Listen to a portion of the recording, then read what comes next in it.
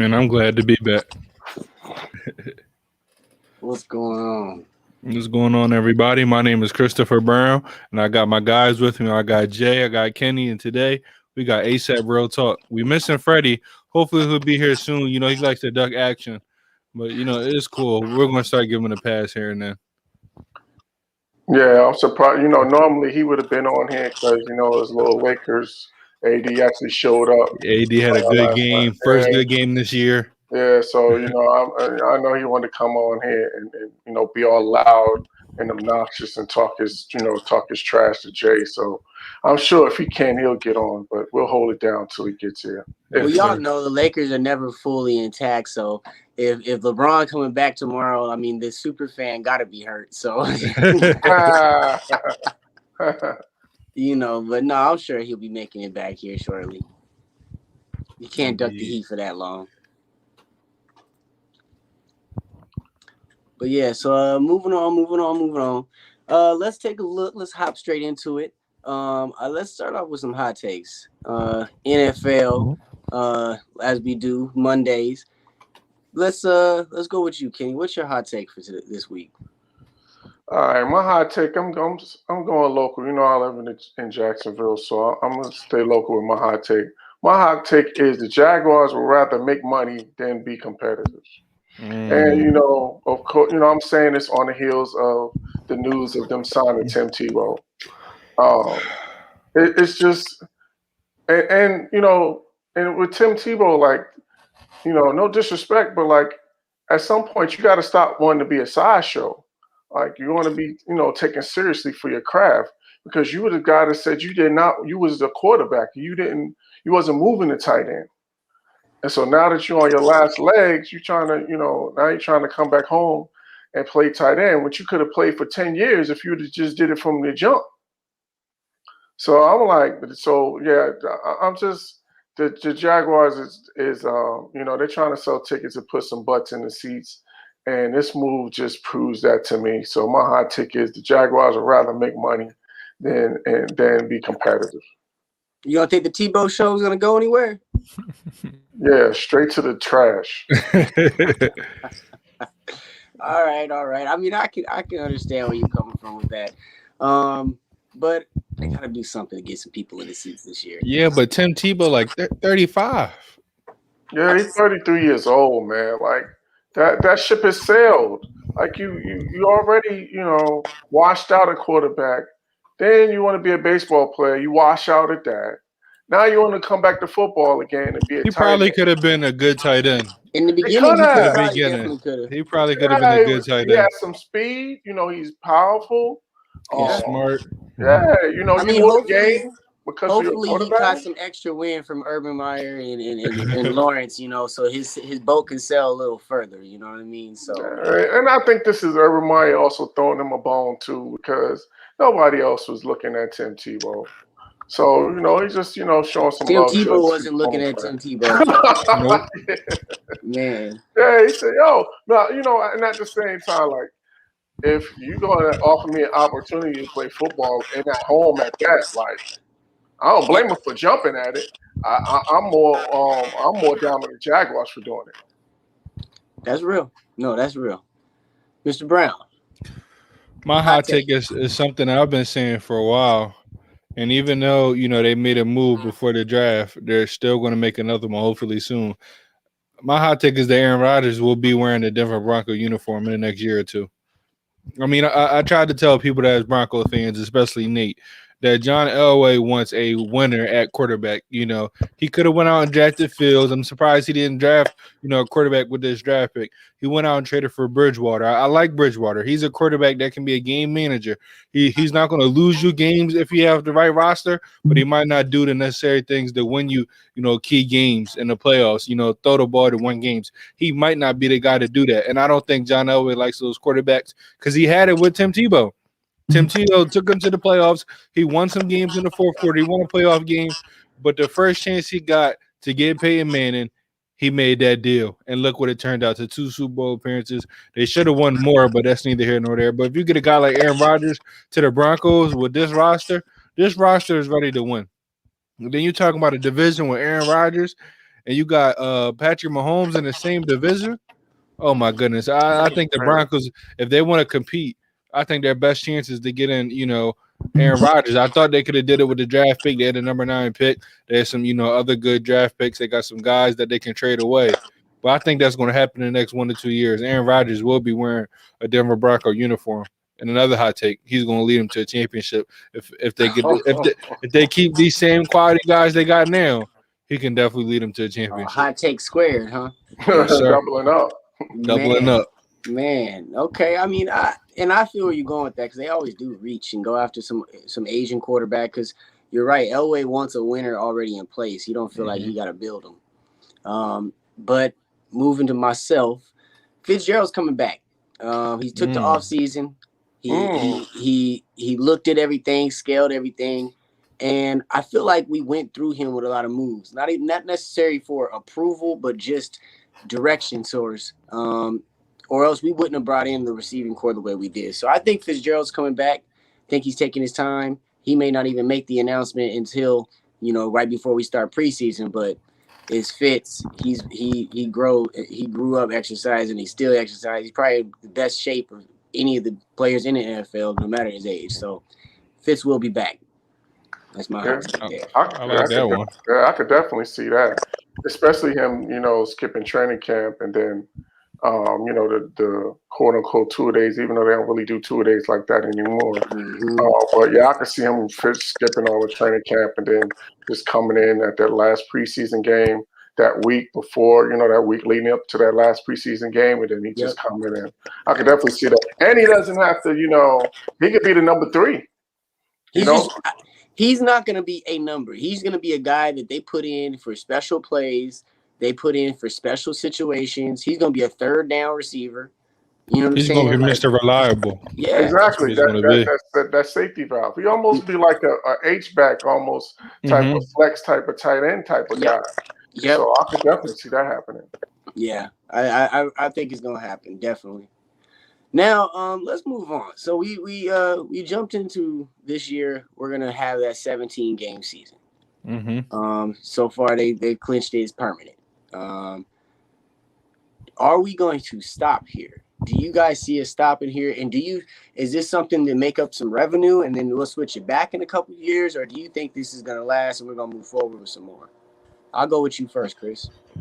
I mean, I think it's set in stone. I think they're going to keep 17 games. However, I think, honestly, I like even numbers. I feel like it should be 18. But if they're going to add 18 games, it has to be at least 3. It has to be at least 3 bye weeks. And I don't see an NFL doing that. But if they want to keep the players safe, because having guys play game after game after game, 17 weeks, is going to be a lot more injuries than what we're seeing now. So I feel like if they're going to, up the game, first of all, it should be 2 bye weeks with 16 games to begin with, but it's only 1. It should be 2. So the fact that they upped it to 17, it needs to be 2 to 3. And if it goes to 18 like I want it, it needs to be at least 3 bye weeks. I think they can keep going up as long as they add the bye weeks. I think it's going to help out with the revenue. It's going to help out with viewership. I think it's going to make, a lot more interesting because you got teams that get injured in the beginning of the year, and then at the end of the year, they hit their spot. They're not able to make it to the wild card games. You got teams that get hot at the end of the year and not able to make it to the wild card game. So I feel like adding, more games is key. But if there's no bye weeks, I'm not for it. I don't like players getting injured because they don't got enough time to heal. So you don't think that the 17 games? I mean, 'cause I honestly think is as you add more games, every 2 games is going to take a half a year off of your playing career.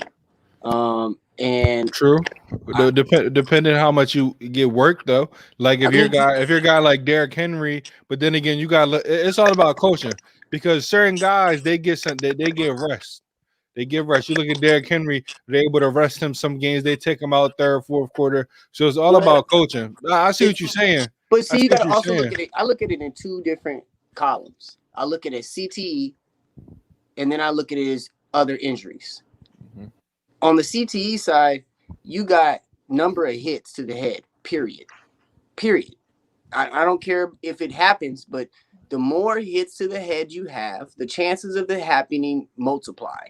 The longer you play, as you get into numbers, it's like compounding interest. Oh, it's going to go up.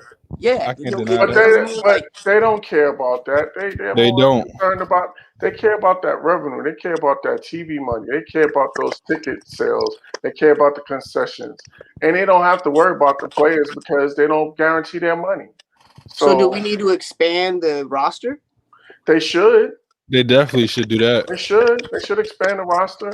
They should Allow more expand the guys practice. to- They should Yep. expand the practice squad roster. They should expand the regular. You know the If you active expand one thing, you roster. got to expand it all. Yeah, absolutely. Get some more jobs for these guys and dig into the owner's pocket so they got to pay some more salaries because they're gonna be making more money. So since you started it, can you tell us what you think, anyways? Oh no, I don't think it's done. I think they're gonna go to 18 to, like you said, Chris, to make Especially it with this even. new TV deal. Yeah, to make it even. And again to get more money, and they could probably be looking at expansion too, because I said way back when it was one of my hot takes is that the Jaguars is going to wind up in London if this thing doesn't work out with Urban Meyer. So that's been on their radar for a long time. So it's just a matter of time before that happens. So I just think this is just the precursor of what's to come, and they're going to eventually go to 18 games. I mean, I don't know if I'm going to be able to stand Cowboy fans 18 games. I see that jersey, Kenny. I'm only bringing it up because you got that jersey. Listen, man, we're not going nowhere, so you just have to deal with us. It is what it is. Yeah. Yeah, I think that expanding the games, I kind of combine your guys' points together there. Because when you bring up London, you got to have a little bit more room and leeway. So exactly. You can throw swings. Yeah, for the logistics, for the travel. Correct. Yeah. And then going back to Chris's point, you're going to have to throw in a second at least and possibly a third bye week. If it's only one bye week, I can't stand for that. I can't stand for only one bye week. That's just I don't think the player is going to stand for that because they barely like one bye week how it is now. You got a bye week 5, and then you play that doesn't make no sense. But the players got to take a stand though. Like they don't come together. You know what it is? To be able to actually, so much it's the top guys though. The top guys, like the bottom guys, the middle guys, they're expandable. Everybody in the NFL is not like the NBA. The NBA, you see their face, you know their names. It's the name, like it's the guys. It's not the jersey. The NFL, those bottom middle guys. It's just the jersey. It's just the name right here. So unless the top guys stand up, and with top guys, we all know who the top guys are. Those quarterbacks. Unless they take a stand, unless maybe these top wide, but mostly quarterbacks, but these top guys, these top 10, top 15 guys, these Pro Bowler guys. Yeah, honestly, that's all it is because that's all they know. That's all that makes the money. If the skill position guys don't stand up, then nothing's going to happen because like those middle guys are expandable. Your contract's not guaranteed. You can get replaced. They only care about the stars. So the stars, which all the NFL players been saying for years, especially the retired ones, change is not going to happen until the quarterbacks and the stars start putting their foot down and say I want to change. But the stars are comfortable. They're like you said, the stuff that we having issues about. Is Kyle Murray comfortable being hit all this time? Do you think he want an extra bye week? I mean, no. Carson Wentz would take an extra bye week. Let's not misconstrue the situation. Kyler Murray is I'm just naming quarterbacks though. I'm just naming quarterbacks or franchises. Right, but he can come say what he wants to say right now. Justin Herbert, him, all these 3 to 4 Lamar can say it. Lamar can say it. Lamar can come out and say I want an extra bye week. But LaMarcus has already hit that tier to where kids that are growing up in Denver are no Lamar Jackson. It ain't like that for Kyler. Oh, you were okay. I mean? So you helping me out. I was just naming quarterbacks. I wasn't going off. I was because regardless, all quarterbacks are known. Regardless how bad you are, all quarterbacks are known. Yeah, no, I get that. I was just naming a quarterback for your team. I can go Hurts. We can go Dak Prescott. Quarterbacks in general. Hurts these guys, they don't matter yet. It's the Dak. It's the guys that got the money. Yeah, the guys that got the yes. It's those guaranteed contracts. Yeah, and that's the problem. What our situation is, they don't affect it. It's not affecting them. And they don't get paid year round. I just looked it up real quick. They only get paid 8 months out of the year. Mm-hmm. So them other 4 months, they got to figure it out on their own. So that makes it even worse for those bottom tier guys. Is that they don't have any endorsement money. you know, as a secondary revenue.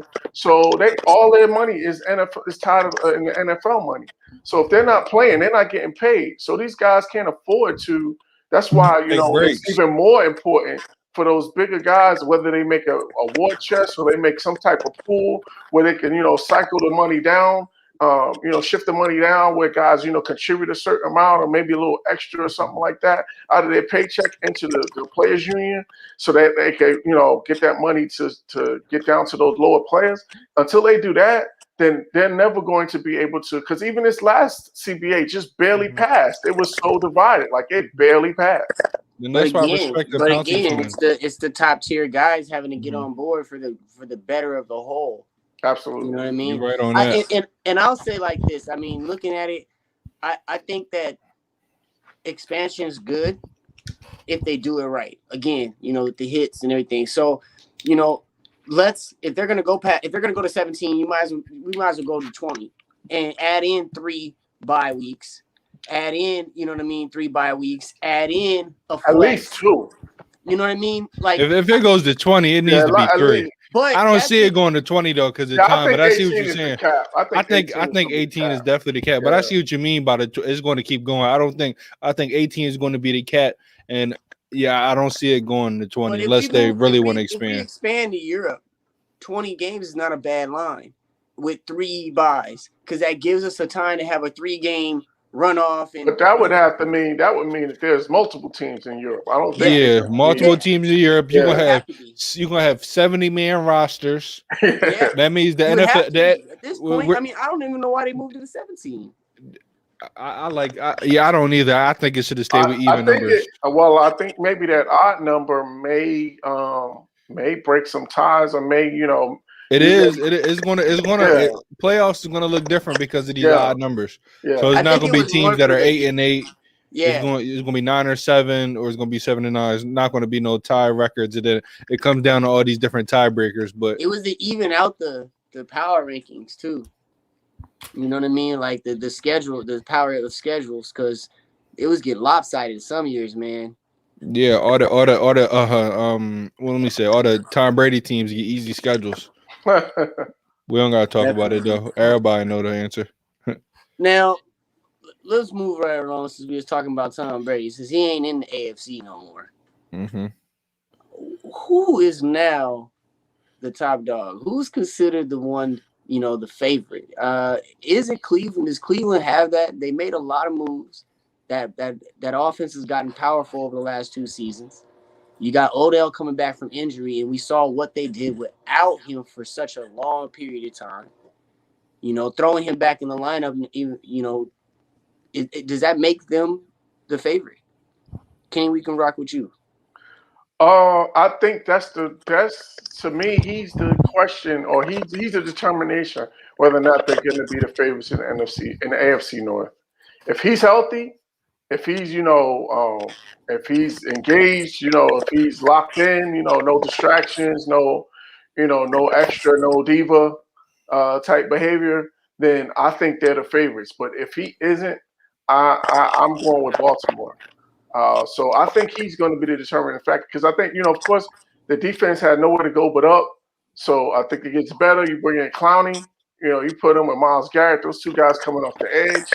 That's a lot of problems for quarterbacks. I just think that it all hinges on OBJ. If OBJ is explosive and healthy, and you know, that playmaker that he was with the Giants, then they'll be the favorites in the AFC North. But if he's, you know, still kind of tentative or not all the way fully recovered, or, you know, if he's not getting the ball early and he starts, you know, mouthing off, then, you know, causing a distraction, then I just think he's the barometer on whether or not they win the AFC North. Chris, you agree? Do you disagree? What you think? I say the Browns are already the favorite for me in the AFC North. OBJ just adding the icing on the cake. I mean, for me, the Ravens lost too much on defense. They lost their pass rushers. And now I'm questioning that defense. They lost their pass rushers. They got questionable linebacking core. They got probably one of the best D-back rooms in the NFL. But the Browns, they missed, you know, two of their 2 or 3 of their starters on the D-back last year. We talking about safeties and corners. So you add them back, coming back. You bring in 3 different linebackers this all season, and then you bring in Jadeveon Clowney and Malik Jackson. I like Malik Jackson, former Eagle. He gonna make a difference on the inside. Can't say the same about Jadeveon Clowney. I'll be honest. He's just a name right now. He did nothing with the Titans last year. However, if you add him next to a guy like Myles Garrett, a guy like Malik Jackson, he's more of a run stopper, but I think now he's going to be able to at least make some plays because 0 sacks last year and all the games he played was unacceptable. That was disappointing. So when I look at him right now, he's just a name. But on offensive side, I see no holes. They got arguably the best offensive line. You have wide receivers. You have a tight end. You have 2 dominant running backs. I think, for me, they're the favorite of the AFC North. They're the favorite. Not the whole entire AFC. They're not there yet. But when it comes to the AFC North, I think they're wrapping it up. As long as Baker, I don't blame OBJ for being that talented. He's open and Baker gets worried. It's Baker. It's not Odell. As long what needs to happen is Odell, Baker, not even Baker needs to call a meeting. Baker needs to say how the offense is going to go. He needs to talk to Odell. Listen, Odell, I can't force it. They need to have these conversations so you won't see it on the field. The quarterback is supposed to be the leader. He needs to lead because if he has these conversations with OBJ, they talk about this now in the offseason. When the season starts, Odell might not get all these targets, but he's going to get the yards and touchdowns. They need to have these conversations in the offseason because if he's healthy during the season and they do it right like they were doing in the beginning of the year when they cooked Dallas, I just had to put that out there. So Odell had a wonderful game. Yeah. If he plays like that, we might be talking about a team that's going to the AFC Championship. And you know what? I can't disagree with you guys. I mean, it all rides on Odell, and then it doesn't, because he doesn't have to be Odell at this point. Nope. All he has to do is come in and be solid. Be solid. But is that enough for him, though? That's definitely not about Odell at this point. It's not enough. It's not enough for him. But I say this: coming off an injury, if he's able to ease into things, I think that's better for him coming off an injury, not trying to force it, not being the only option. I don't think it's enough for him. I think talent-wise, he's one of the most talented wide receivers we have in this game that needs to be with a quarterback that's not scared to throw the ball. However, coming off an injury, I think he's in a perfect spot right now. I just think he needs to understand that he's on a team that has very powerful weapons. He's not the biggest gun in the armory anymore. He's one of the biggest guns now. And, respect that. If he can respect that, that team has a very high ceiling. Now, at the same time I do say this, I think it's a flip on the coin between Baltimore and Cleveland this year. Because, like you said, Baltimore's defense did get a little faulty looking. There's some holes there now with some people leaving. We don't know how that's going to pan out. They got a weapon or two, in there on offense. They definitely did. I'll give you that. Sammy Watkins. Yeah. Drafted some guys.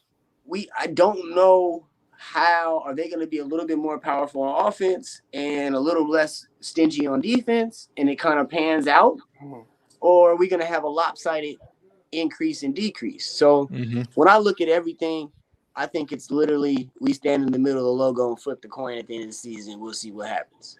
That's how even I look at Baltimore and Cleveland right now, on the comeback trail, because it really is up to Odell. As long as he don't do no prima donna stuff, there ain't no locker room issues, I think this team has a very high ceiling.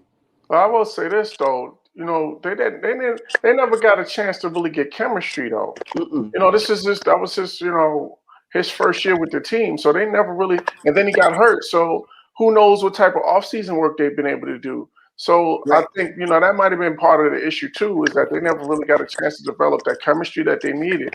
And who knows if that's still going to happen. It's important. Yeah. Not to come in and rock the ship. Yeah, so. Who knows?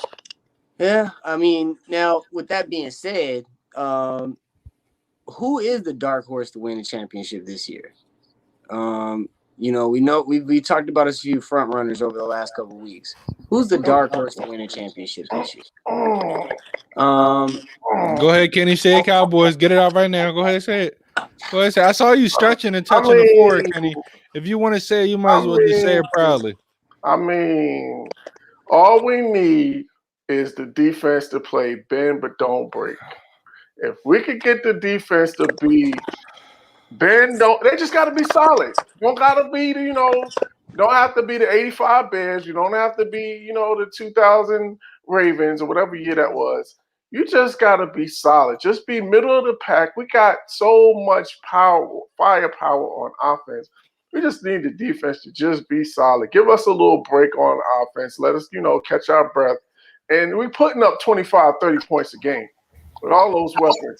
Oh, yeah, right on time. Oh, my gosh. You talking about this guy come on the screen just ruining right the mood. on time. So, all we need is just be solid. Defense be solid. And with the offensive weapons, we are definitely a dark horse candidate. But no, seriously, my dark horse is your team, okay? The Phoenix Cardinals. That's my dark horse. Phoenix Cardinals. Arizona, I'm sorry. Dang, I went way back. No, I honestly, I think that with the moves that you guys made on defense, bringing in the J.J. Watt, bringing in AJ Green, potentially Fitz coming back. You got your running game. So I just think that you guys have all of the pieces to all the Voltron pieces come together and connect. I think you guys have a chance to really make a run. And the AFC West is up for grabs. And I think this could be the year where you guys take that step forward. Because you was right, you were knocking on the door last year. Mm-hmm. You know what I'm saying? Kind of wore down towards the second half of the season. But you guys came out the gate strong. So I just think it's, another year with D-Hop and Kyler Murray. And I just think they got a chance to really make some noise. So that's between the Cardinals. And the other one is not really a dark horse, but I thought about the Bills too. Mm-hmm. They were right there. So those would be my three. So I'll just go ahead and do mine because you kind of named both of mine. I was gonna say Buffalo, definitely, because I just like the way they ended. Last year, they built up a lot of momentum. I think that game was a very the game I'm talking about is that Hail Mary that we kind of ended. I think that was a very deflating moment in the season for them, and it could have been a very deflating moment in the season for them, and. When they walked off that field, the next game, they acted like that never happened. They came out banging and banging. And then the way from that game on that they finished the season, the momentum, the chemistry they built up, and Josh Allen was killing it. So I really liked the way they ended the season together. They kept most of their core players. They improved. So I'm really kind of excited to see what they do, how they put it together. I like Josh Allen, man. That's one heck of a quarterback right there. Mm-hmm. And then of course my team. Homers. Hey, I'm gonna have to homer on this one. This is I'm happy to homer on this one because we've been putting together a team now for 3 years. Cliff Berry, they've been telling us for a while now. We shouldn't have made that signing. Nope. He's gonna fail. Look at this, look at that, and steady improvement. And the offense, I feel like he let it in as slow as possible so everybody could learn. And now this thing is booming. Adding AJ Green, I don't care what nobody says, adding James Conner on there gives us a little bit more brute. Kenyon Drake was nice. He was a little bit more of a speedster. He had that power at the end, but he had to get going first. And I think James Conner is going to give us that 2 and 3 yard attack that we needed on third down and things like that. So that was my thing about that move, and I liked it. So that's my dark horses right there. Cardinals in the NFC, Buffalo in the AFC.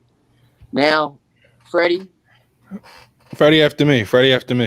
Okay, all right. Freddie gonna go after me. Well, we know you're not saying the Eagles, Chris, so go ahead.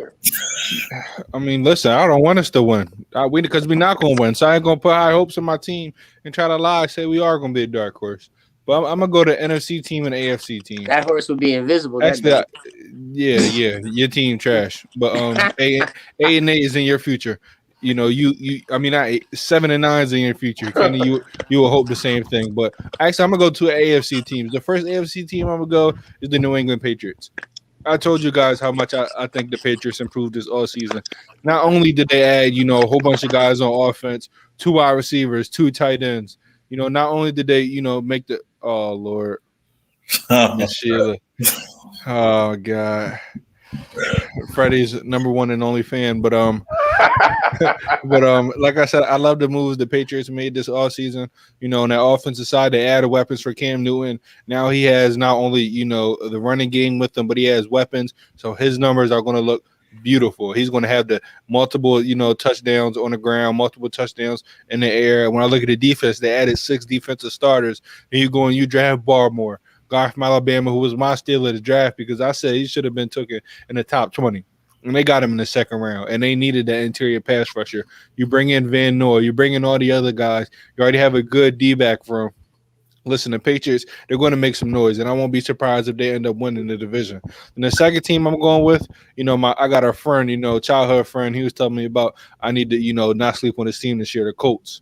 When I look at the Colts and the moves they made, I do disagree with what they did in the draft. They should have went offensive tackle. They brought in Eric Fisher, who's a good guy, quality guy, but I think they should have went offensive tackle in the first round. But when I look at the moves they made, re-signing T.Y. Hilton was a huge move because they have questionable, receiving weapons. You brought in, Carson Wentz, your quarterback. They was already a very good team last year, and if it wasn't for Phillip Rivers, they was honestly, I think, going to the AFC Championship, but his arm wasn't able to make the throws that they needed to beat the Bills. So for my 2 dark horse teams, I'm going with the Patriots and the Colts. What's going on, gentlemen? Welcome. Hey. We don't miss you. Missed me, but before I go get my dark horse picks, Kenny, I told you don't come on the show with the Cowboy jersey. I told you that. How come? That's exactly why. We never seen you with a Packers or a Giants jersey. Right, we wonder why. That's exactly why I put it on, because you said it. I pay you no mind. And Chris, you said my mom's my biggest supporter. You're absolutely right, but let's not act like Mr. Brown, your dad, is not your number one supporter too. I see you guys on Facebook. I see the pictures. Y'all look like 11 father and son duo. So don't act like that. And Jay, how you doing, Jay? Hey, man, I'm always good, man. Hey, listen. I know you Laker fans. You was hyped last night, huh? Hey, Jay, You didn't sleep all night, huh? That's why you late. You'd have taken that. He had to get his notes ready because all he's going to say is Lakers for hot take, Lakers for everything. We're talking about the NFL right now. We're talking about the NFL right now. He's going to talk about AD. He's about to talk about AD being a wide receiver. He watched the game in the bathtub last night. Hey, but let me go get my dark horse pick. Which one y'all want first, the AFC or the NFC? Which one? Hurry up. Just hurry up. I'm going to give you the NFC. I'm going to give you the NFC. This is going to shock all y'all. The Dallas Cowboys. Oh, my God. Yeah. Okay. They got the quarterback back. They got Ezekiel Elliott back. They got Amari Cooper. They got CeeDee Lamb. They got all those weapons. They supposed to have the defense coming back. Hey, Chris, we want this to happen. You're going to call them trash, though. Next week, you're going to call them trash. No, hey, this is his way of jinxing us. As an Eagles fan, when we want to see them crash, we want to see Kenny come on the show every week, pumped up, happy, wearing these jerseys, showing us like the little cheerleaders, and then we want to see them go humble. So wait, I think you're dark. Yeah, do you know what dark horse means? Like, why do you always come and ruin the topics? You usually do the opposite. Chris, that's going to be a dark horse for them because guess what? They get to the Super Bowl, that's going to be just good enough for Cowboy fans. I got to see this. Look, if we make it to the Super Bowl, it's gravy. I got to read this voodoo book he be reading. He does. I just don't know what he's talking about anymore. He's got a Dak pin doll in his room somewhere. He's putting pins in there. He's trying every trick in the book. So, but on the LeBron shrine, but on the series note, but seriously on the AFC side, I have the Pittsburgh Steelers. They have that defense. You still gonna have Big Ben as your quarterback, but they drafted that running back, and I think having a running game in Pittsburgh is going to make a big difference. I don't know if you guys talked about it right now, but I actually have them the best in their division, not the Cleveland Browns, just now because they have a running game down there. Yeah, we had the Browns. We basically said that the Browns is going to hinge on OBJ. Mm-hmm. Whether or not they're gonna win, but I see your point though. But to me, you're just bringing in the younger version of James Conner, in my opinion. I mean, Najee Harris is probably with Najee Harris.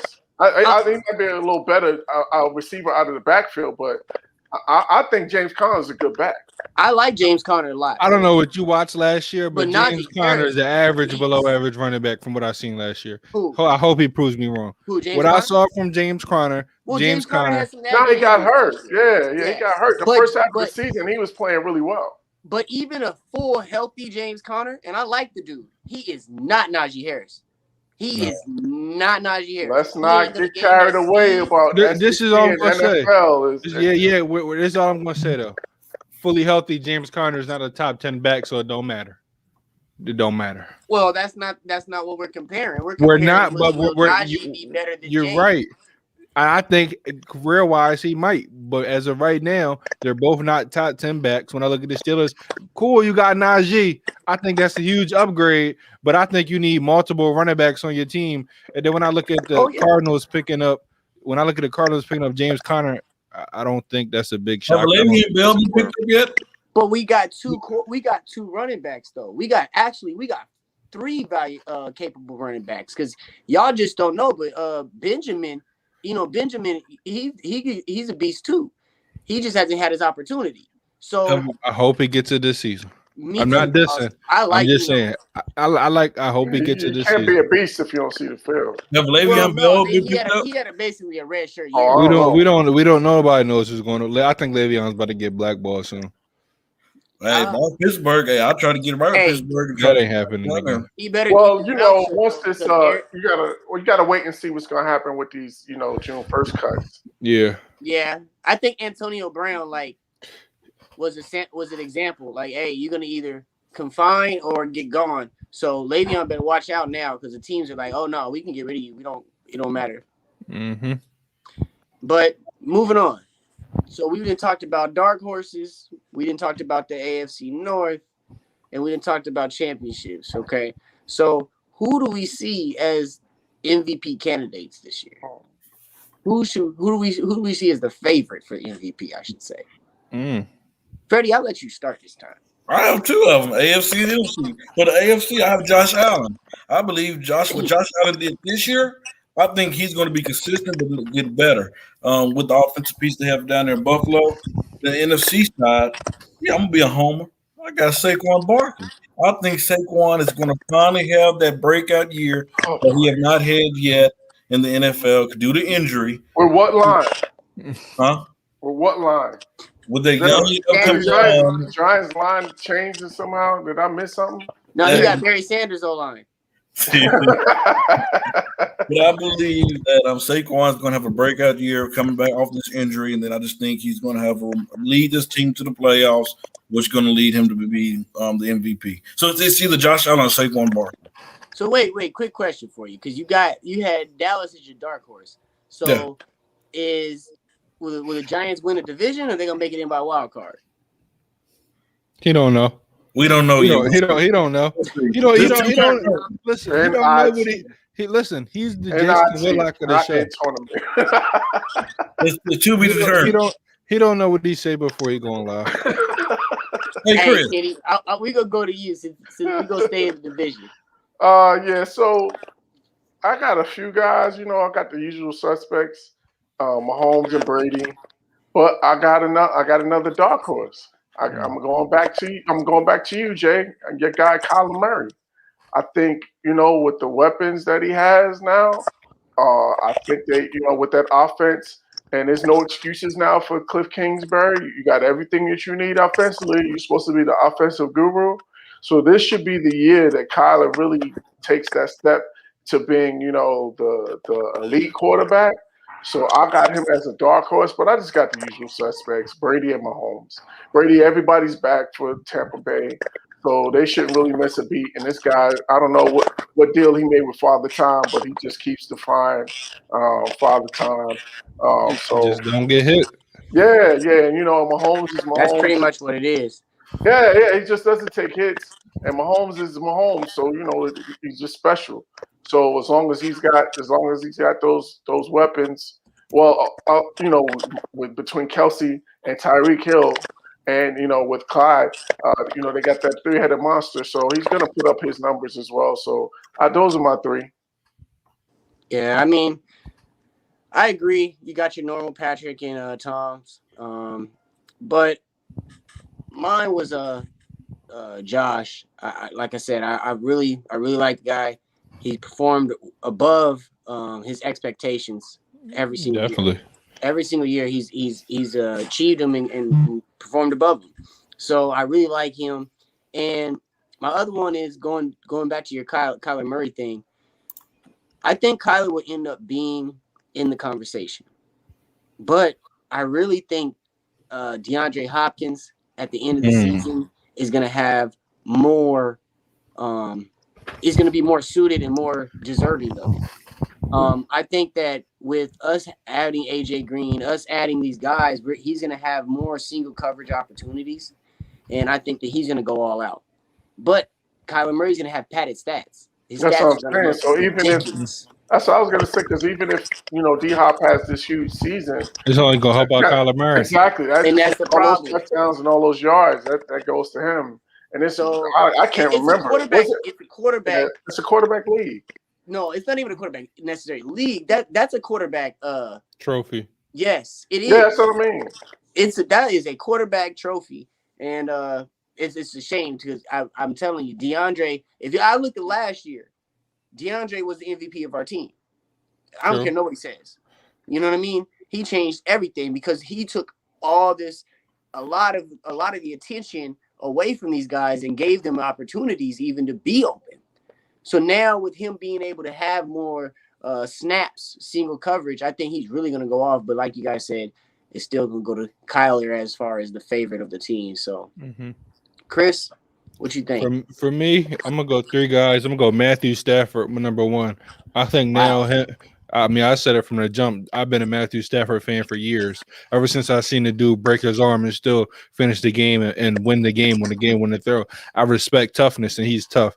I think you add him to, a guy like Sean McVay who can make Jared Goff look really well. I know, people. I'm not trying to say Matthew Stafford is the most talented quarterback in the game, but please go back and look at the Lions film. Look at the receivers he played with outside of Calvin Johnson, and look at the throws he makes. If Aaron Rodgers, who's quote unquote one of the best quarterbacks of all time, praises him and big ups him for all the big throws he makes, and the credit he doesn't get. With him being on the Rams in LA in a big market with a winning team, I definitely think he's going to have an MVP year. I got Carson Wentz on a new team with his old coach. With last time he was with his coach, he had an MVP year, and now you add him again. He has the narrative. He's on a winning team. I think he's going to put up big numbers. And a guy that's going to shock you, Alvin Kamara. I think if Alvin shocked me more than that. I think right. I'm not saying the usual names. Who wants to hear, oh, you got Lamar? I don't care for that. They always going to be the usual names. No, I agree with you. I didn't think you were going to go straight to Matthew. Kamara's going to touch the ball 1,000 times. That's my point with Kamara. For me, if Kamara didn't have to share, snaps with Latavius Murray, he'd be putting up the same numbers as Christian McCaffrey. Kamara is one of the most talented backs in the game. He just so happens to have been splitting carries ever since he came into the league. So now that you got a quarterback change, I feel as though if you put the ball in his hands, he's shown what he can do. In the receiving game, in a running game, I feel like this year he can throw the ball. I feel like this year he's really going to be the main weapon, and I think he's going to have. I think he's by far going to lead the league in all-purpose yards, scrimmage yards. I think he's going to have 20+ touchdowns total. I think he's going to ball out. Question to you though, because you did bring up a guy that I did have on my list, Christian McCaffrey, coming back from injury.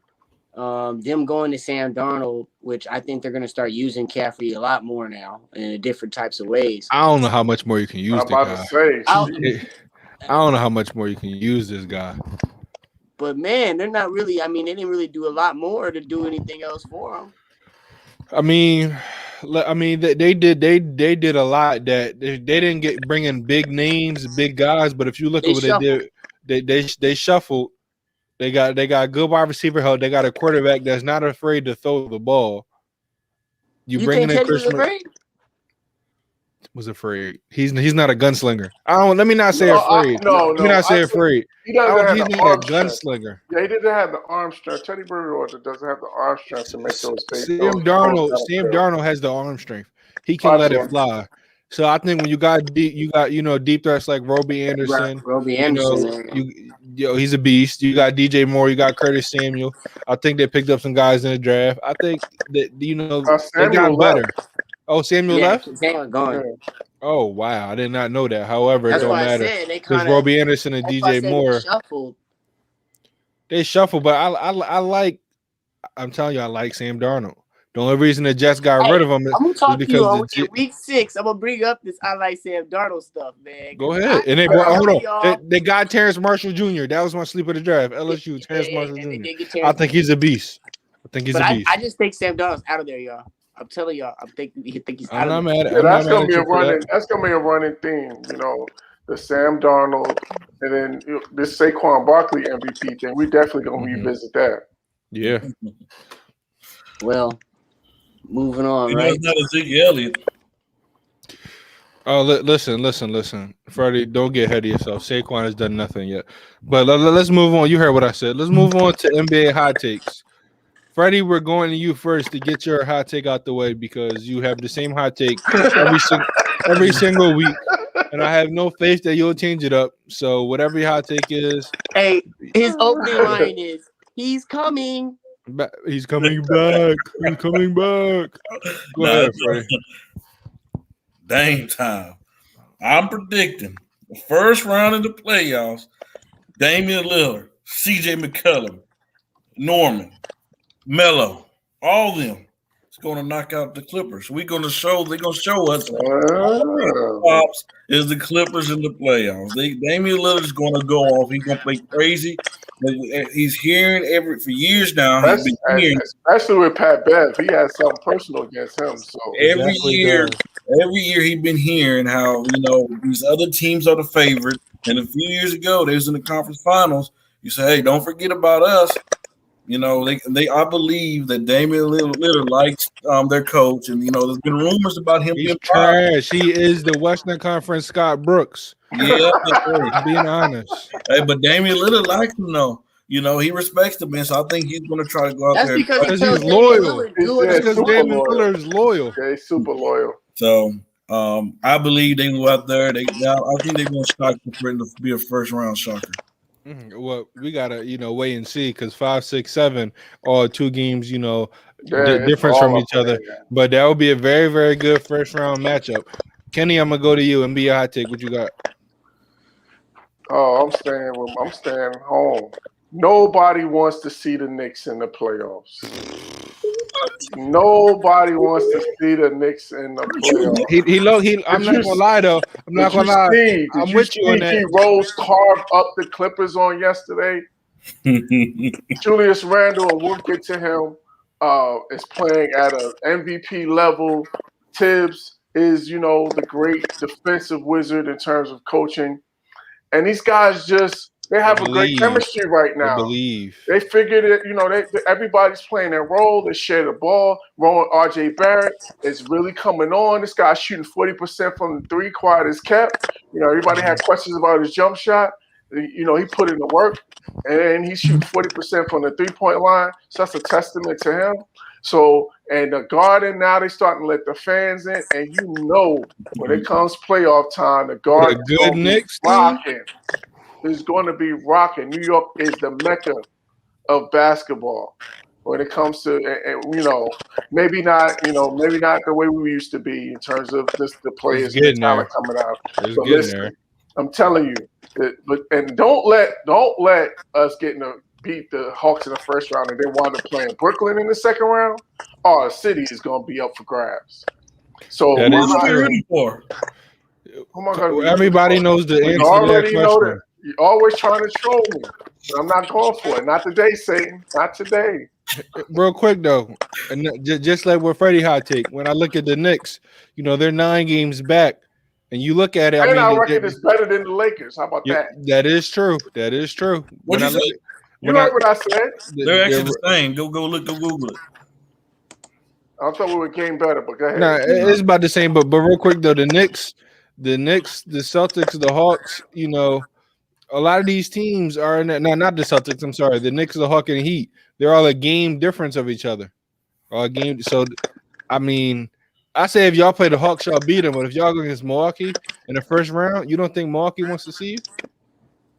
Yeah, you know, Milwaukee. And the game slows down in the playoffs. You know, Tibbs going to just devise. I want to see y'all versus the Heat in the first round. Is what I want to see. Oh, that would be a tough one. Actually, the matchup I really whoop on the Heat. I think the best matchup. Honestly, I don't. I would rather face the Hawks than that's. I will too. Yeah, that's the best matchup. The Hawks, and you know, Jimmy Butler is a dog. Yeah, he is. You know what I'm saying? And I love Bam. We're gonna talk about him later. You talking about defense, boy, on both sides. That's what I'm saying. Them games could be, you know, them old school Heat and Miami games where it was 80, 70, and 80 points, which no one wants to see. Power bombed and stuff. Yeah. So, but yeah, that would be the ideal matchup is the Hawks. The toughest matchup would definitely be Milwaukee, and then the second toughest would be Miami.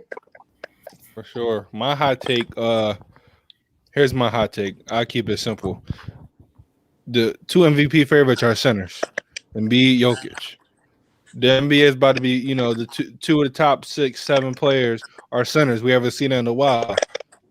But I like those two guys. However, DeMarcus Cousins never got injured. He'd be head and shoulders above both of them. That's a fact. DeMarcus Cousins never got injured. Doubling up on hot takes today. Come on. Listen, DeMarcus Cousins had division. Look at the stats. DeMarcus Cousins had division Jokic. He was averaging 5-6 assists when he still had Jrue Holiday and he had Rondo. He's putting up 50-point triple doubles. Okay, he's just as dominant as Embiid. He has a more outside game than Embiid. He'll post you up just like Embiid. He has defense just like Embiid. I like Jokic. Jokic has no defense. He's both of those guys put together. If Jokic has a problem. He can't guard guys that are bigger than him and stronger than him, but he can't. He's not fast enough to keep up. That are just as big and faster. Liability. DeMarcus Cousins was not a liability on defense. Joel Embiid is not a liability on defense. I think if DeMarcus Cousins never got injured, he would have got that big payday, that humongous payday that he missed out because of that nasty injury. And please, Brady, you making that face? Please go look it up.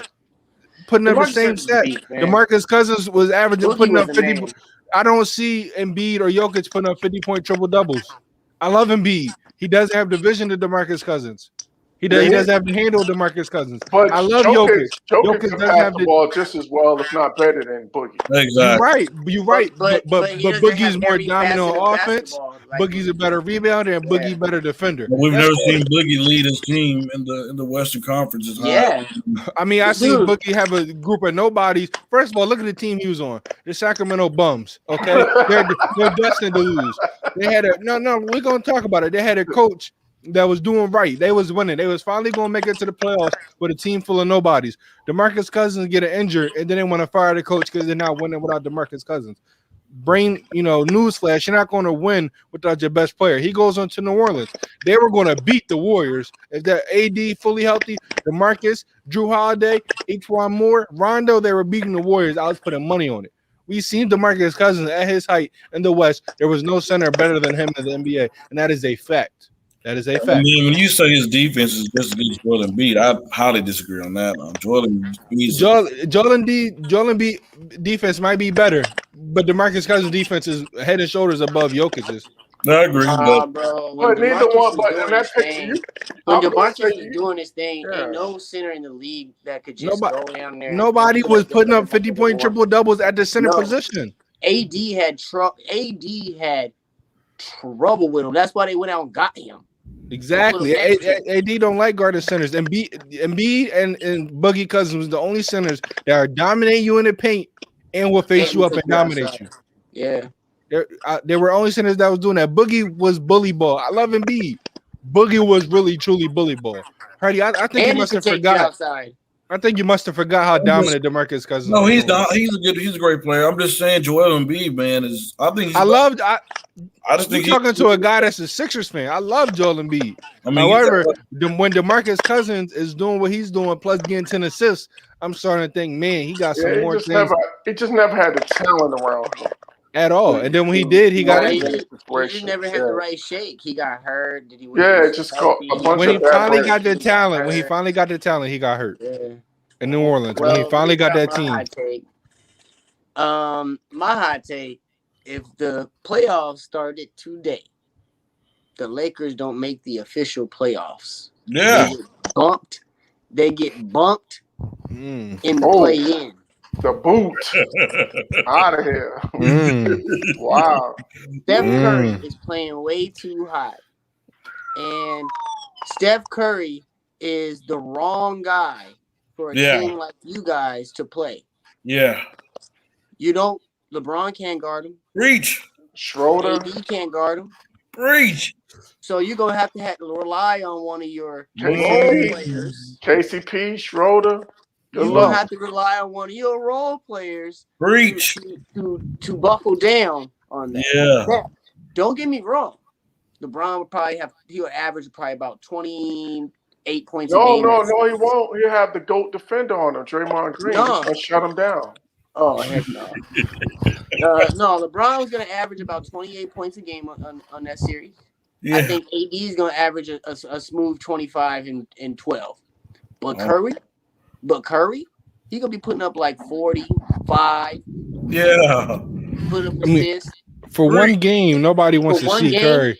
But one game, but for a whole entire they're not playing in the series, but for a whole entire series, the Warriors are beatable. But for one game, one game, you're gonna be plucked. I would double team the whole game. Nobody else is gonna beat you. The whole game. I'm dead serious. One player. I'm like, Andrew Wiggins, you got to beat me. Draymond Green, you got to beat me. But Steph is not beating me. Hey Jay, What we do Devin Booker tonight without LeBron? I thought you said regular season don't matter, Freddie. I thought you said the regular season don't matter, Freddie. We're not in regular season mode right now.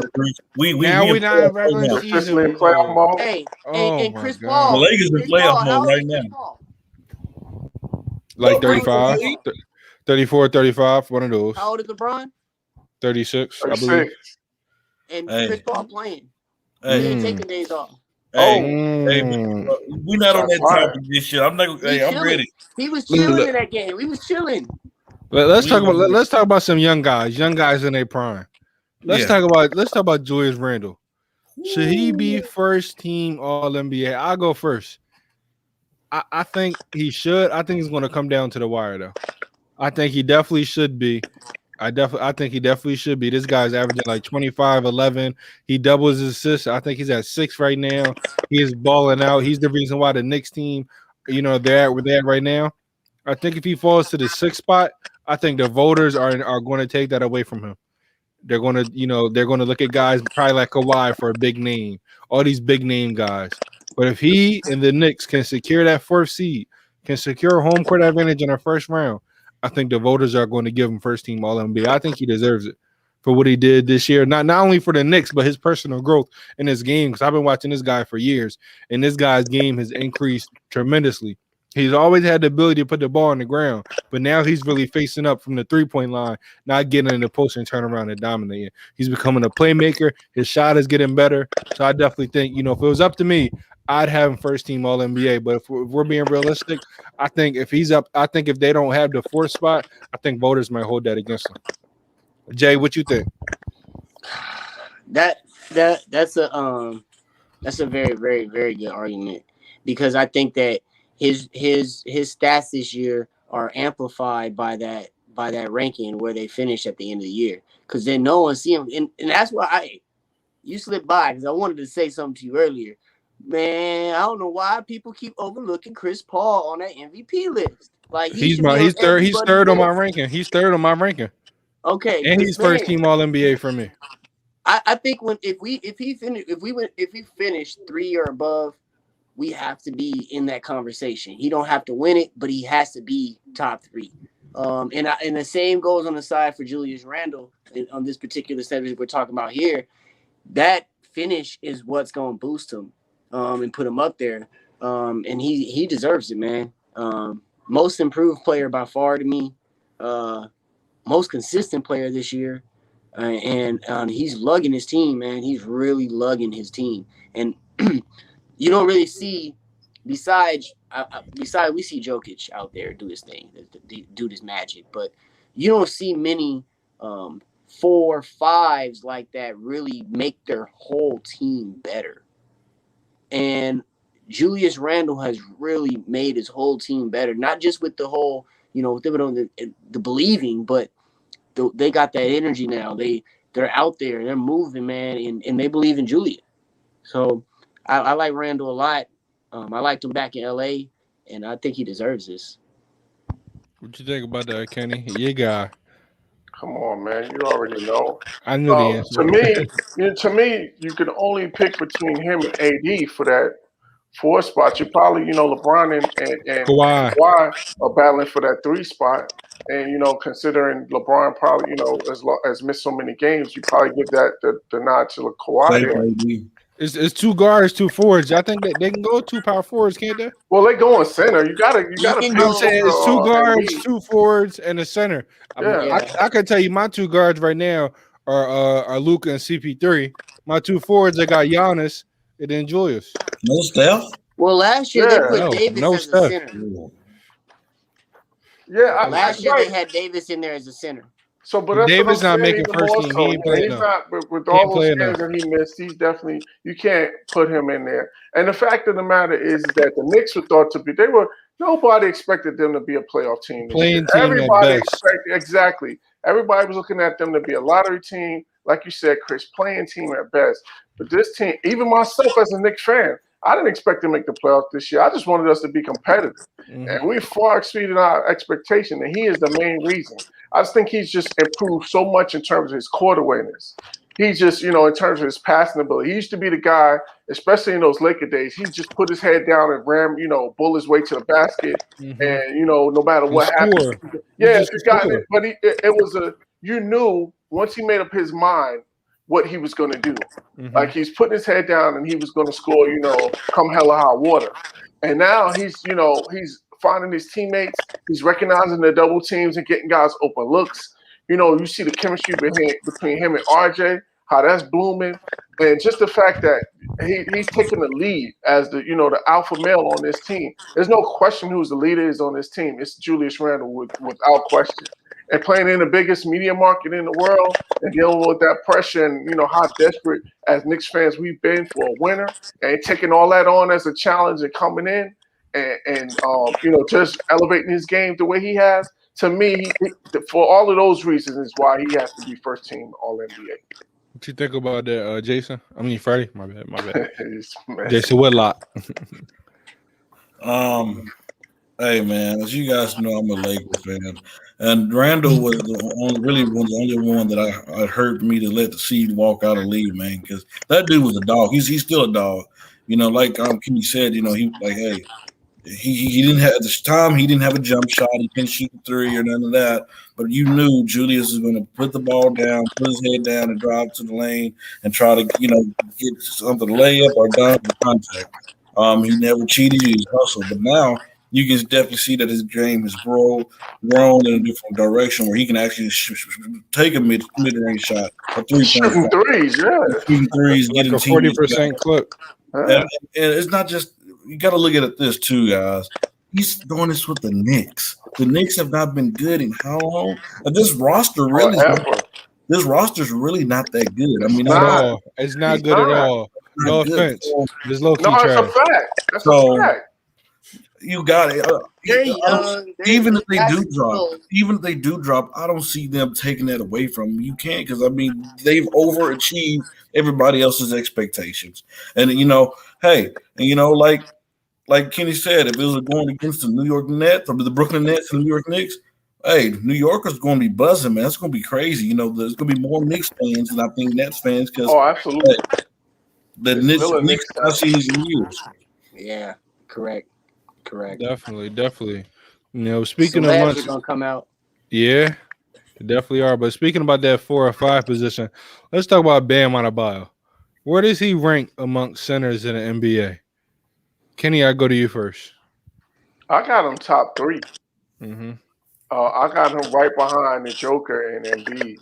Mm-hmm. You could talk about Gobert. You could talk about Ayton. You could talk about Nurkic. You could talk about Cat. You could talk about your guy Freddie Drummond.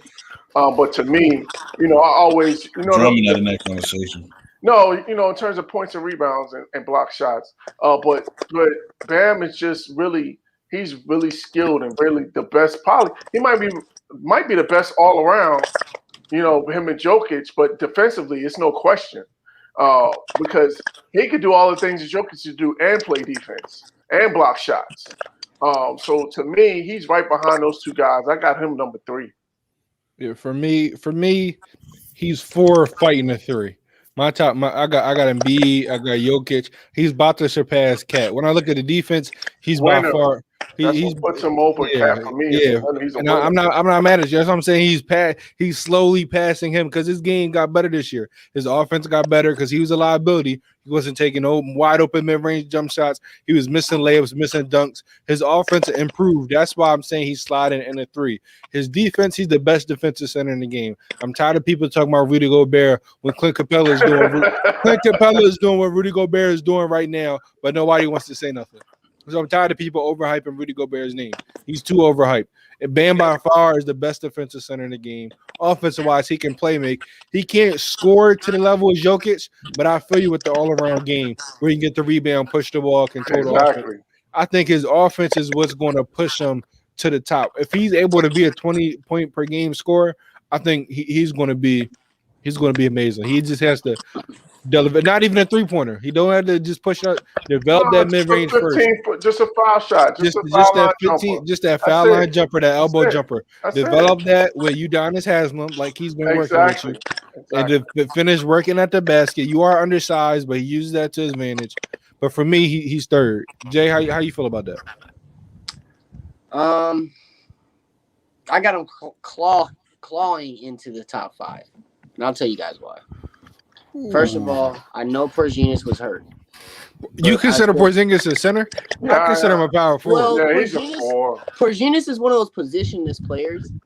And he can't stay healthy. Honestly, I think Bam's undersized. I don't think he should be playing center. I think he should be playing more of like a 4. I agree, but he's playing 5. He is. But I do consider, in that case, I do consider Porzingis a 5. Especially in the team he's playing with right now. And in New York, he was kind of swaddling around there, too. Can't get right. Listen, this is all I'm going to say. The reason why I consider him a 4 is I've seen them start off games when they got Boban as center, when they got Willie Cauley-Stein as center, and Porzingis is playing a 4. I'm not going to argue with you. For me, I consider him exactly. I consider him a 4. He's done a lot. He's done 3, 4, and 5. So is AD a 5? I would say so. I would say he's a power forward. 5. Yeah, he's more of a 5 than KP. Exactly, but AD wants to be considered a power forward. So then he's 5th. So minus Porzingis, he's 5th. Okay. Or no, well, yeah, 4th. Yeah. Right around. I had a number 4. I like Nurkic, bro. When Nurkic is healthy, Nurkic is a force to be reckoned with. Did you see him in the play? I feel you, but I know me and Jay, we saw him in that play. We saw him in a bubble. Nurkic just put up 20-20 with 5 blocks. The problem is he can't stay healthy. That's 20-20 with 5 blocks. He's a beast. He's had a bad thing, but my only thing that stops me with Bam and Chris, he already kind of tackled it because he did improve a little bit this year with it. It's just his offense, and I felt like last year watching them take that finals run, I felt like it was more stuck out like a sore thumb than ever during that finals run. Like, man, this dude did not. He was like Miles Turner the first year or so he came in. He was just hesitant to really pull the trigger on anything. He was hurt too in those finals, though. To be fair, he was hurt. He was hurt. But the whole playoffs, he was one game 20 points, then 14, then 28, then 16. He's like this. I need you to be 20 a night. 20 a night. In those 20-point games where like, yo, you have to put the ball back. You got the rebound, turned around, everyone's behind you. Like, put the ball back up. He wasn't taking it, putting the ball, making a move, and scoring. It was never that. It was a oop because he's in the right position. It was out of place offensive rebounds and him being back there to put it up. So again, once he starts getting that offense, like that's Call what plays it is. for I me. can see those skilled because Nurkic is way more skilled than I don't care nobody says. Oh, no, I agree. Those guys with those skills, I'm like, they're there, but he just needs to perform a little bit more because Joel Embiid and Jokic and we haven't had these type of guys in a minute, man. We've been starving for some good center play. For a while, it was only one good center, and now we got a whole bunch of them. But yeah, shout out to Bam. Though I think he was definitely people looked at him when he got drafted. It was questioning that pick because they had his son Whiteside at the time. Yeah. But looking at their careers and how it's panning out, I Perfect. definitely think Bam was a perfect fit. But let's talk about the Lakers. Freddie, we're gonna go to you first, Mr. Potato Head. Get all my shots in now, cause I'm telling you, just firing. You must just get him his clip, boy. get my shots in now, cause you know he was shooting in the messages that don't want to come on the show. But listen, we go to the Lakers, Freddie. Are they still the favorites to win the championship? Be honest, and tell the truth. What I seen, I know it's not that show, but tell the truth. It's my turn. You did your talking. Zip it. Last Sunday, not last Sunday, I went to church and had to get supper afterwards. And I sat back and watched my TV and watched the game against the Denver Nuggets and the Lakers. I told my mom, because I watched all Laker games with her. I said, Mom, she's a Laker fan. I said, don't expect to win this game. We're not going to win. We'll get blown out. But little did I know, Mr. Davis had enough lead. Was it the Nuggets or was it the Suns? He don't know. Go ahead.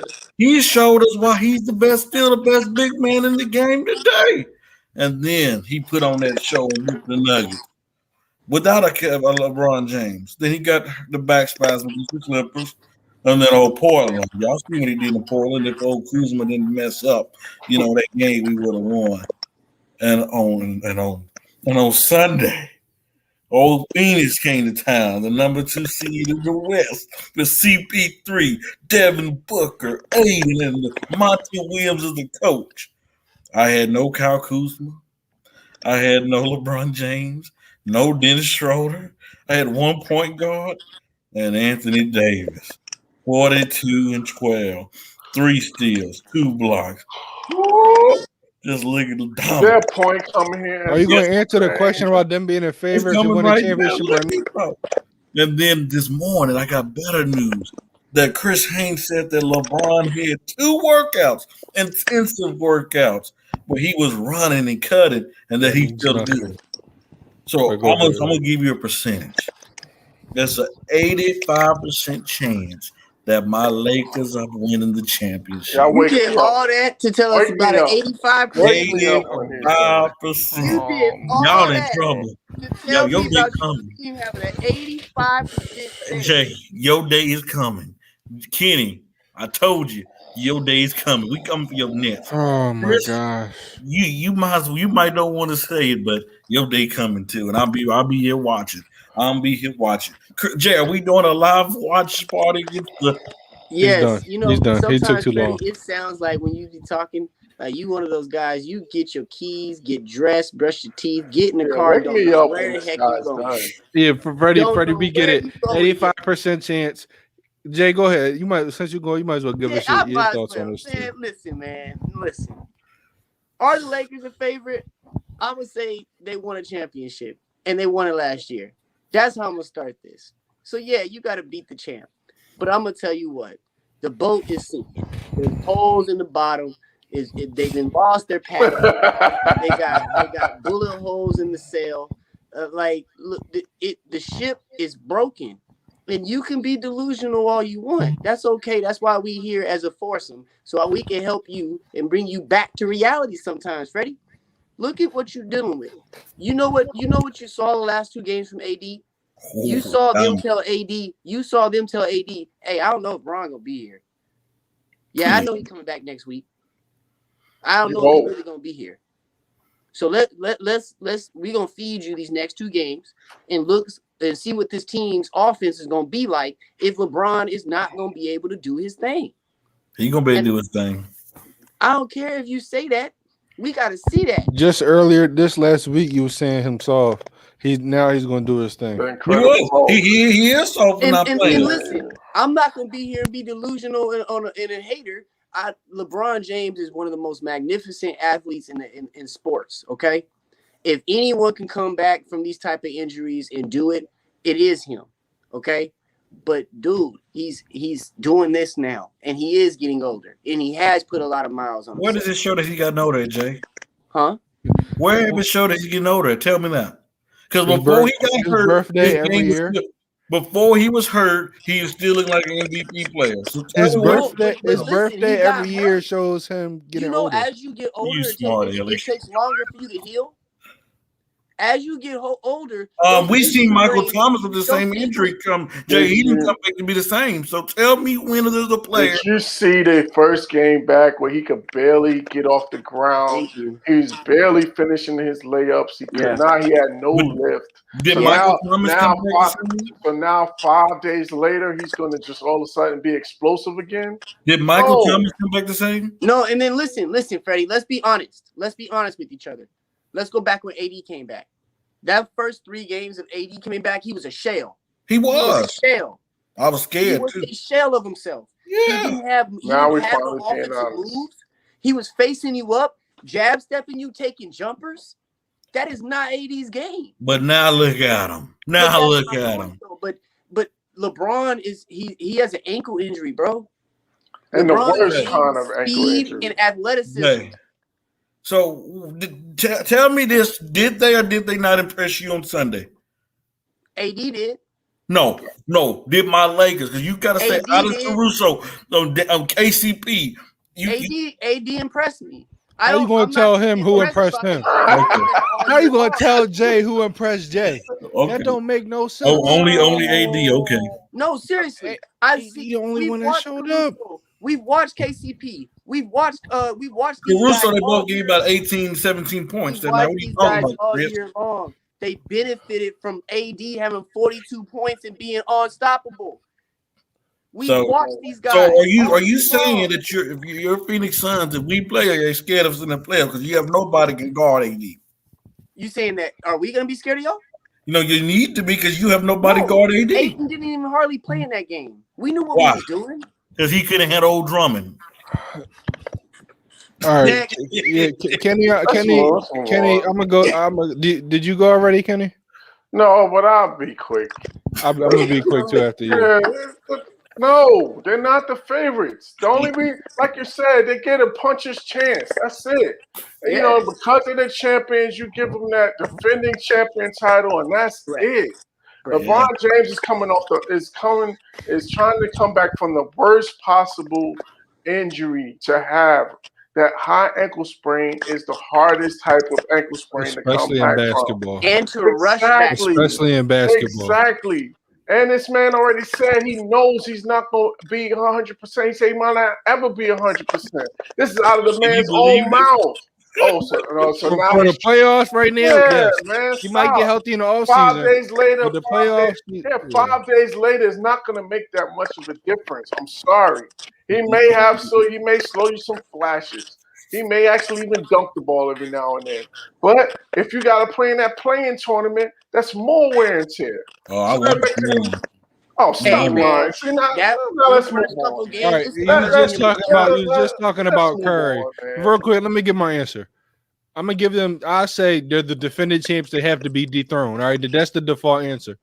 But I don't think they want to see the Clippers. I don't think they want to see the Suns. I don't think they want to see the Golden State Warriors in any playoff type of aspirations. But it's the playoff play-in tournament or the series against the Suns or the Clippers. LeBron, he's not going to get healthy like that. He's coming in right into a playoff series.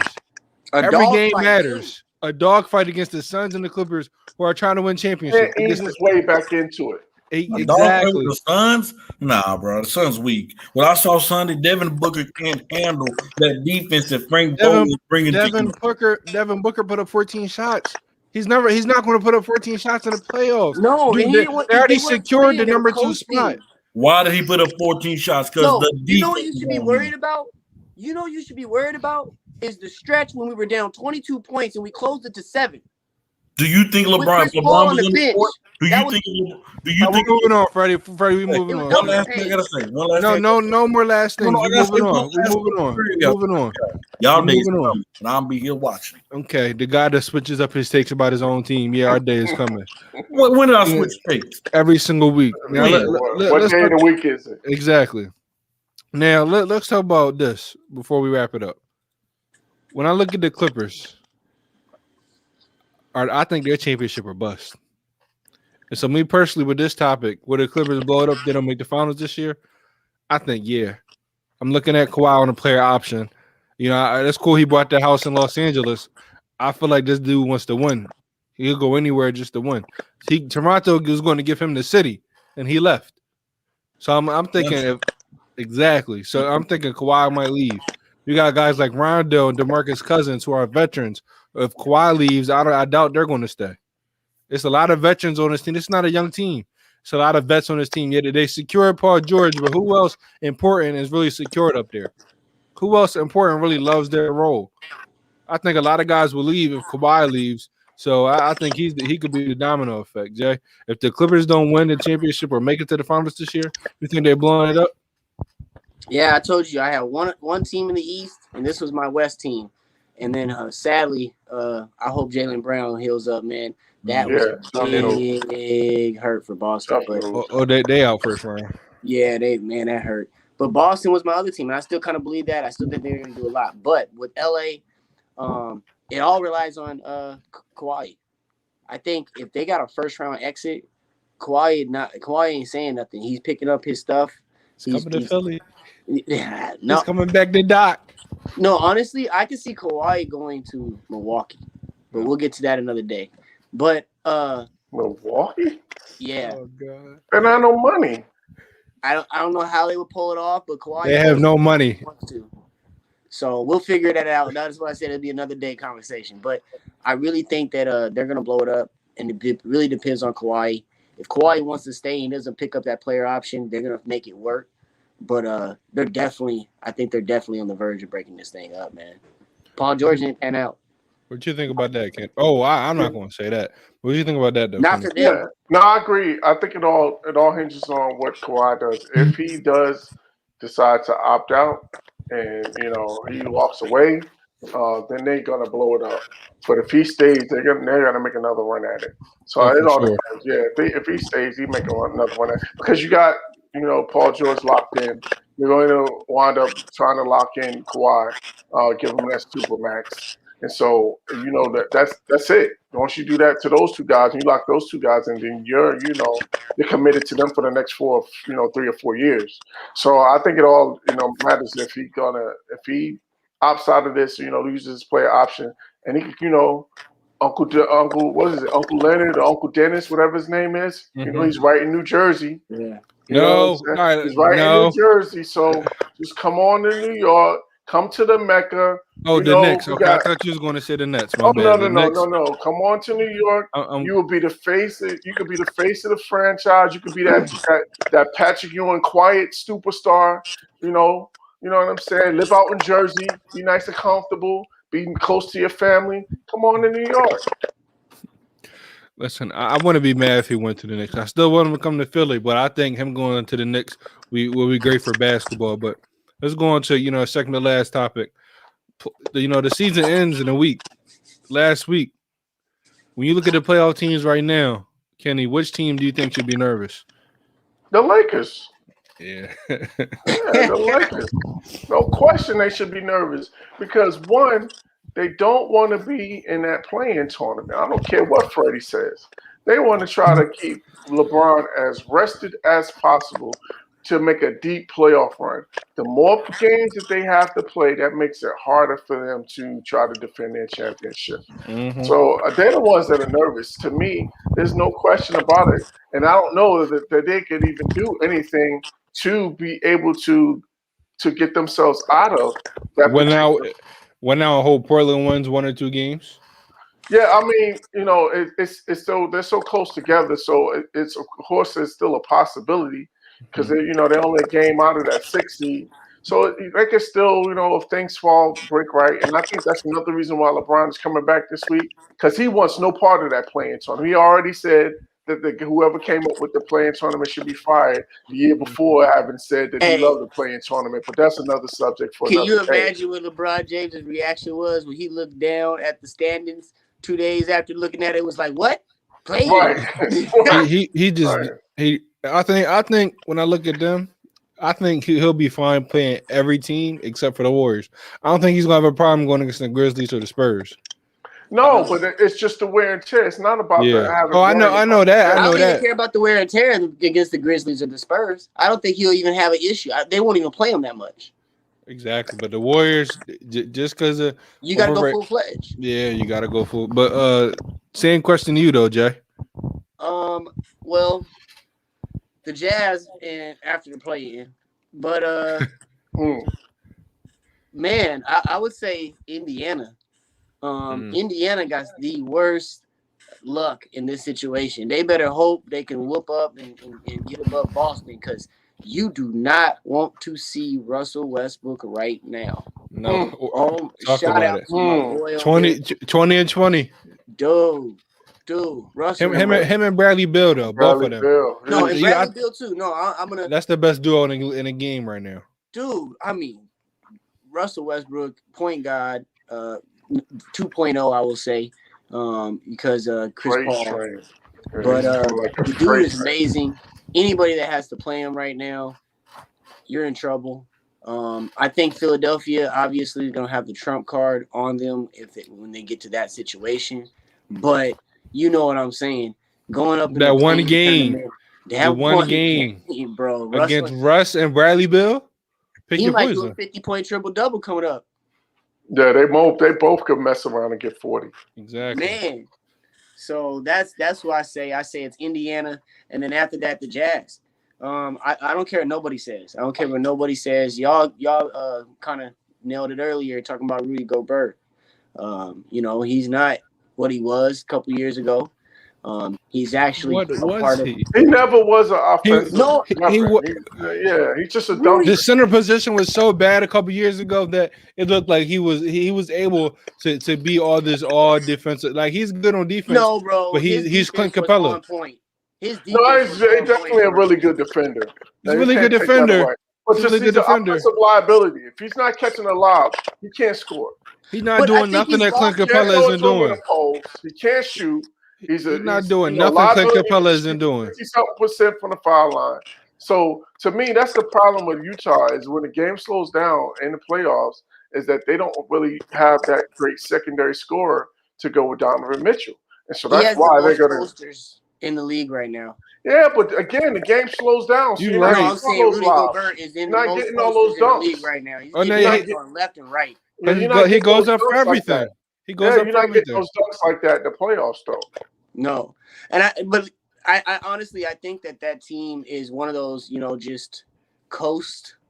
They coasted. They beat the teams they were supposed to beat, and they had a good shake this year. I think they got off to a tremendous start. But once we hit them playoffs, I don't care nobody says.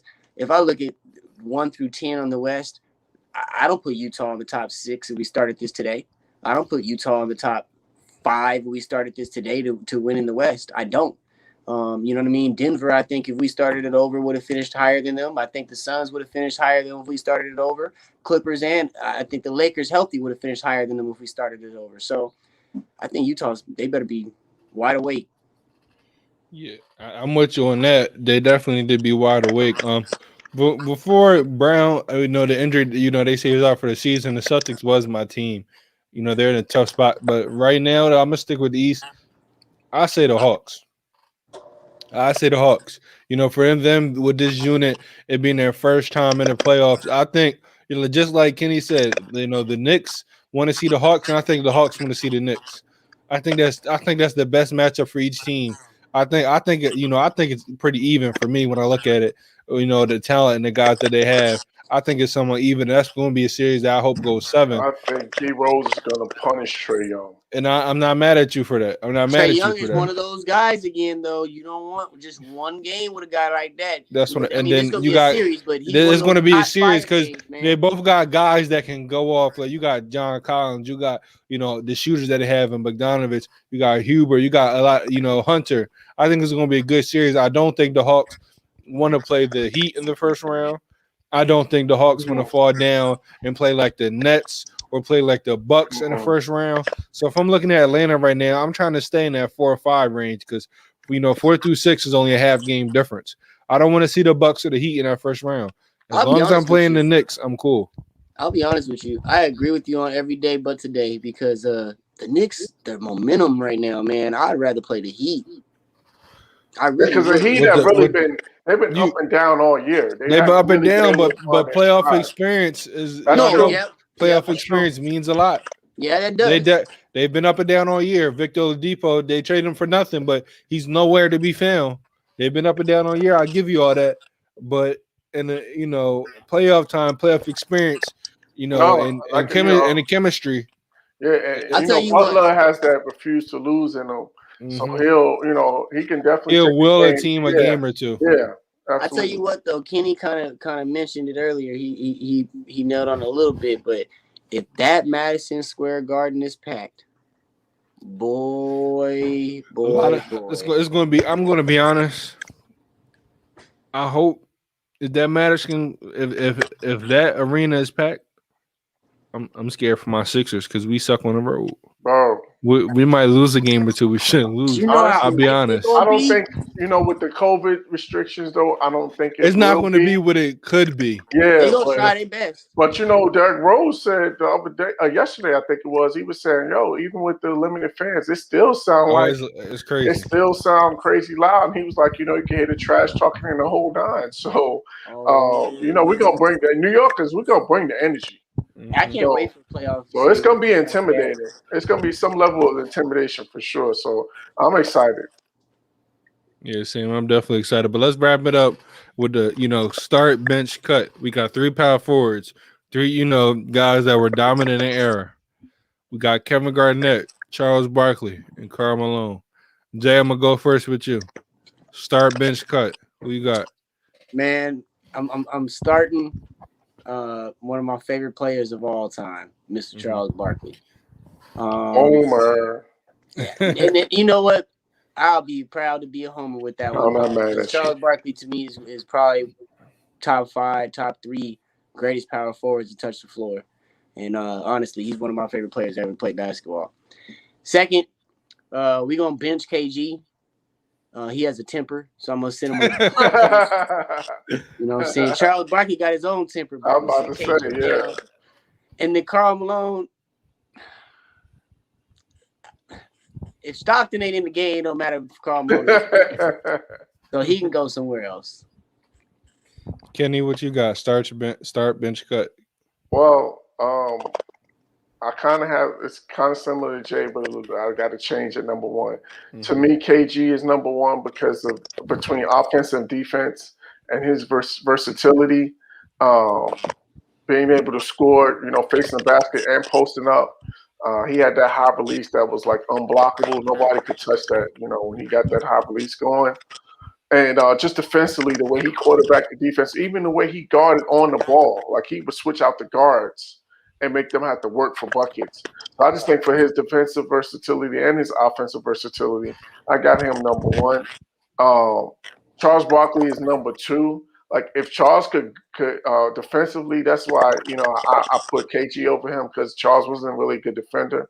But in terms of offensive versatility, second to none. Charles scored from all 3 levels. He could score. He could shoot the 3 ball.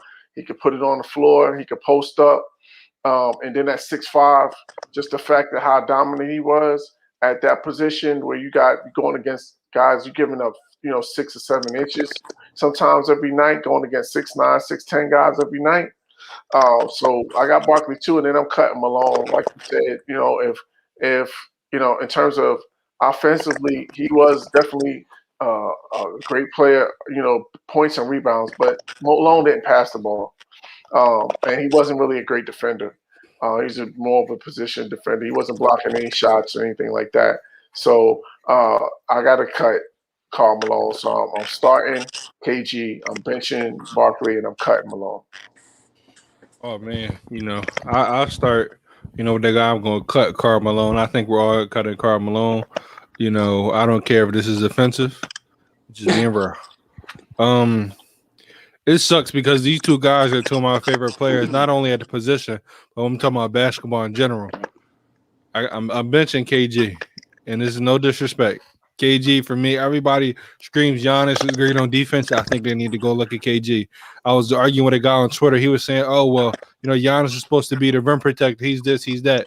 Kevin Garnett was built the same way, switching on guards, playing small forward his first 2 years in the game at 7 foot, guarding small forwards, guarding shooting guards with no problem. Where is the issue with Giannis? He's built the same. He's just as athletic, if not more. So the defensive rebounding wise, Kevin Garnett got it. He never, in my opinion, got a chance to take over on offense like he should. And I wish he didn't take. In Minnesota, Minnesota he did, but I still think he had another level to go to. Yeah. But he was so selfishly unselfish that he didn't care about scoring as much as he could. And in Boston, I feel like I know I'm glad he did it. They won a championship. But I think if he didn't take a step back in Boston on offense, they probably could have done some more. But that's no disrespect. He's a Hall of Famer, first ballot. Dude is a beast. And I'm starting Charles Barkley, full homer. I'm just being honest, full homer. Yes, sir. Full homer. But his game backs it up. At 6'4", 6'5", you can't name him many guys that was dominant like he was at that position. 20 and 20s. 20 and 20s with ease. I say this about KG, though. KG was a great playmaker that he doesn't get enough credit for. Absolutely. KG was a guy who was averaging 5-6 assists for, 6 straight years. Put it on the deck. Exactly. Charles Barkley just helped revolutionize that power forward position. So we're seeing guys like Giannis and Kevin Garnett get the rebound and take it coast to coast. Hey, but don't forget, Barkley was one of the true first point forward, bro. That dude getting off the rebound, and I'm zooming down the court. Coming downhill, you was not. You're not taking the charge on a guy that was playing at 1 point 280 pounds and had to lose weight, and all that fat turned to muscle and speed and agility. You were not taking no charge. He was going coast to coast.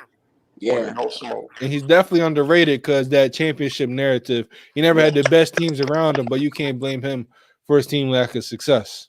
Mm-mm. Yeah, and the time he went, they were basically a 3-pointer away from that game going into Game 7. Exactly, they were a 3-pointer away, a blown coverage away. Yeah, why would you help off a hard screen? Exactly. What is he gonna do with the ball?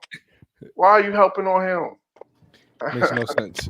It makes no sense. And Charles gets the blame. I mean, superstar, gets the blame, but we all know Charles Barkley is a beast. We all know that. But that's a wrap for, this edition of ASAP Real Talk. Guys, it was fun. Freddie joined us for a little bit. I guess, his ridiculous takes. It was so bad that his Wi-Fi said you're not going to be able to disrespect sports like this. Yeah, enough is enough. You're going to be able to catch us on Thursdays, 9:30 Eastern. It's real, guys. Send those video questions in. Send those video questions in. Interactions. Exactly. But it's been real, and we'll see you guys on Thursday. Peace.